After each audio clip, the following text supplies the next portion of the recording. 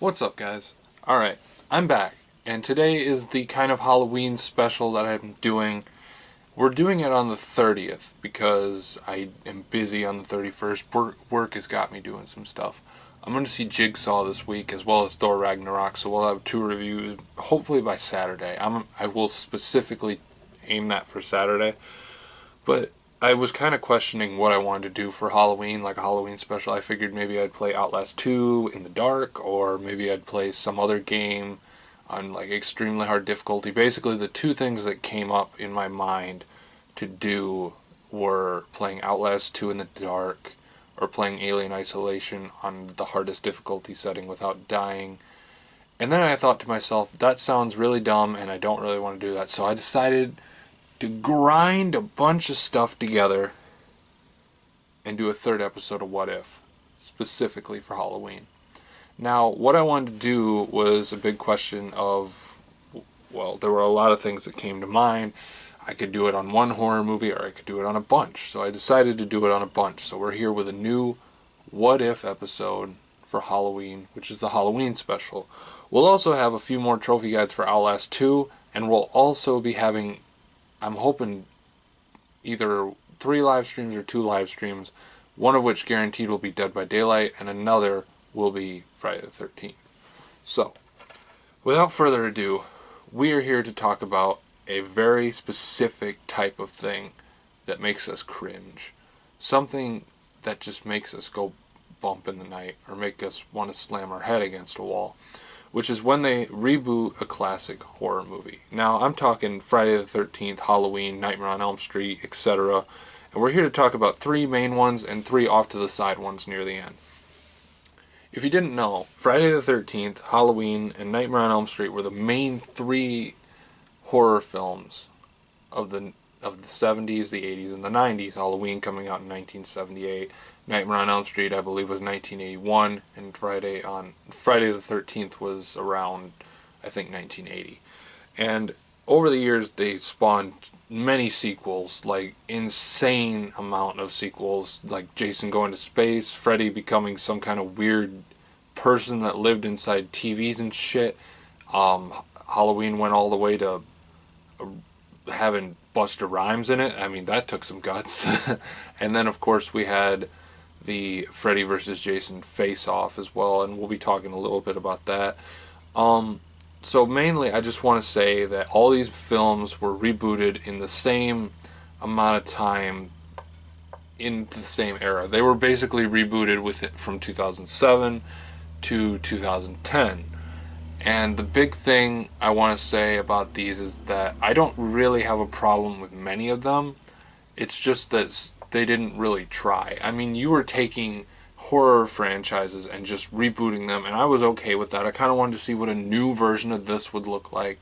And basically what they did was add more sex, add a little more violence, and then add an ending that made it feel like there was going to be another one. And then the other one never came, with the exception of course, Halloween, and then another one never came after that.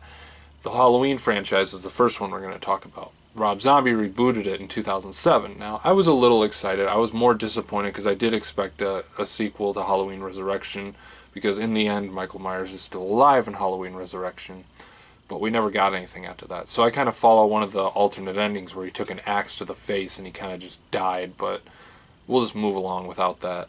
So the big thing about Halloween in 2007 was I was pretty excited for it. I didn't really get a chance to see it offhand. I actually bought it at a garage sale a couple years later. I had not seen it any other way. I actually begged to go and see it, but I never got the chance because no one around here was a big fan of horror movies to go and take me to it. But my big problem with this was it was just really grody. I mean, I feel like Rob Zombie is one of those people that everyone thinks he's such a great horror director, when he's really not. He's kind of like, what do they call that dude? The guy who directed Green Inferno. I forget his name off the top of my head. What is his name? Okay, we're going to move on though. But he's like that guy. Everyone considers him to be one of the masters of horror. Like, he can make anything. And what I thought Halloween was just a cesspool of sex and just an unneeded beginning. Like, the ending of the beginning was just stupid. I mean, in the first one, what'd you have? You had a little kid who's tormented, and he's just, I wouldn't say tormented, he just kind of snapped, killed his sister, and then went to a physical, mentally insane. With the new one, you got the abusive dad, you got the slutty sister, you got the stripper mom. It's like you basically just gave this kid a strikeout with a shitty life, and now he's just, I don't know. And then the big thing about this was there was so much. I mean, I get that every horror movie needs at least one. It needs one sex scene, definitely, because someone's got to get killed in the woods while having sex, or someone's got to get killed in the house while having sex. A total of, and I shit you not, I think there were 4 scenes in this movie that were sex scenes, I think, and literally 3 out of 4 times people died. And to be honest, I really just hated it. I hated it. I hated it. I hated this movie. Because it was everything that Halloween didn't stand for. And the big thing I want to say is that every one of these movies ends with a scream. For example, Halloween.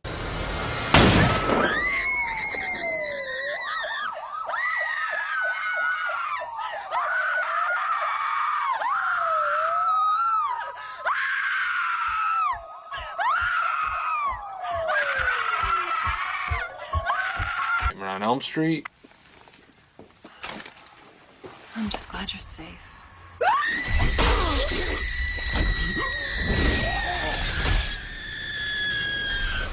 Friday the 13th.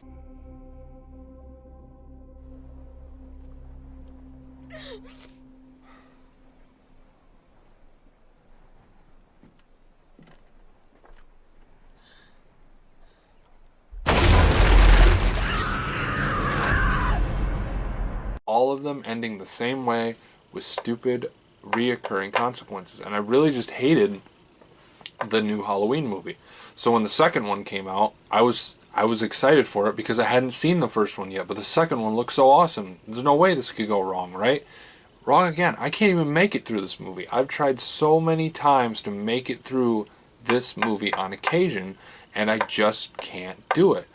And why is that? It's because Rob Zombie made it, instead of this big, like, ooh, teens having sex in a movie, this one was just a big artsy crap fest. There wasn't really much of Michael Myers at all, and if there was, it was him and his mom and riding a white horse, and it made no sense. They tried to make it artsy, and it just didn't work. And that's why Halloween 3D never happened. So what do we have coming out? Halloween Returns. It's a direct sequel to Halloween 2, which took place in 1980. So I'm really glad that's happening. Halloween is breaking the cycle of rebooting horror movies, because it was said that Halloween 3D would have been Rob Zombie's third sequel. Then, when Rob Zombie was booted out, they brought in Patrick Lussier to helm the script and direct. And when then they kicked him out, they finally went to do this, and I was very happy about it. And it's coming out next year, so I'm really excited and looking forward to it. Plus, Blumhouse is behind it. How can that go wrong? Well, I guess next we'll move on to Friday the 13th. Now, if you know me, I'm a big fan of the game. I'm a big fan of the movies. I've seen all the movies. It's a great story. Literally 10 movies plus a team up and then a reboot. And the reboot came out in 2009. Again, I did not go to theaters to see this in 2009. I had to wait till it came out on DVD, saw it at home. What did I honestly think about it compared to the original? I mean, I really can't complain. It's basically just your straightforward horror movie, basically set in a different time, which would be 2009. And, I mean, it's the same problem, I feel, with Halloween. There was too much, and there wasn't enough, if you catch my drift. And I really just felt that it was a waste of time. It could have been done so much better. And by the end, you just get another Scream and then a failed franchise. Now, about Friday the 13th. They tried to reboot this franchise 3 times. Now, basically what we have with Friday the 13th is a constant switch in studio ownership for this movie, along with Nightmare on Elm Street, but we'll get to that. The constant switch of not knowing where this film franchise is going to end up. We were supposed to have a new Friday the 13th movie on Friday the 13th of October this year. Now, that got canceled this summer because they knew that there was no way they were going to get it done in time. Then the rights switched over to a different company, and now we don't know what we're getting. So to go back to 2009, they tried to make a sequel. They had it running for about 2 years, and then it kind of just crapped out. And then someone came forward with a script from the director of Prisoners, where it would have been a found footage Friday the 13th movie. And when I heard about that, that just sounded like a great idea. It sounded like something different, fresh with Jason. I love this idea, but they immediately kicked it to the curb. And I mean, you got the director of Prisoners, and the writer of Prisoners, and also the director of Sicario, and you don't take that? What's wrong with you? So now the new rumors circulating around Friday the 13th, while we have the game to keep us busy, is that there will be another reboot in 2020 once they get the rights all fixed up. And that's a long wait from now, so I'm perfectly okay sitting here waiting for that to be all sorted out and whatnot. And that's the end of Friday the 13th talking about that.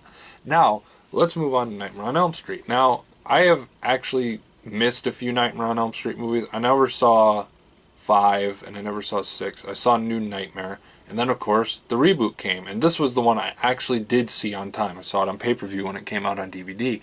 And to be honest, not really seeing much of Nightmare on Elm Street before that one, I wasn't really sure what it was like. And when I saw the older ones, I was like, yeah, these ones are better. But I do give credit to Jack Earl Haley for doing his best as Freddy Krueger, given the fact that Robert Englund is a little too old to do it now. And I think he did an okay job. And this was probably my favorite out of the 3 reboots. And to be honest, it's just total. By the end, it was just a Scream. Again, a Scream ending, thinking that there'd be a sequel, and then it was just ruined again. I just hate that. I hate the Scream endings, I really do. Where someone just screams and then the thing is just over. It makes no sense. So, moving on from that, I really did like the new Nightmare on Elm Street in comparison to the old ones, but the old ones are definitely better. Jack Earl Haley definitely wasn't the best guy for the job, and whoever did the makeup artistry for Freddy Krueger deserves to be buried next to the guy who made Super Baby Geniuses 2, because it looked like Freddy Krueger had melted Velveeta cheese on his face, except it was really skin-colored. And what's the news about this reboot? Again, they're trying to reboot it. The sequel flopped out after like a year because they didn't make enough money to make a sequel, even though the actors said they definitely would have came back for another one. And they had Naomi Pace, I think. No, was it Naomi Pace? I forget that chick's name. And then they had the curly-haired kid from other stuff. I forget what he's from. But there's a new rumor, as I said in a Nighthawk cast, there's a big fan base trying to get Kevin Bacon to play the new Freddy Krueger, and even Robert Englund has backed that up. So I guess we'll have to see what comes from that, if they actually do decide to pursue Kevin Bacon playing Freddy Krueger.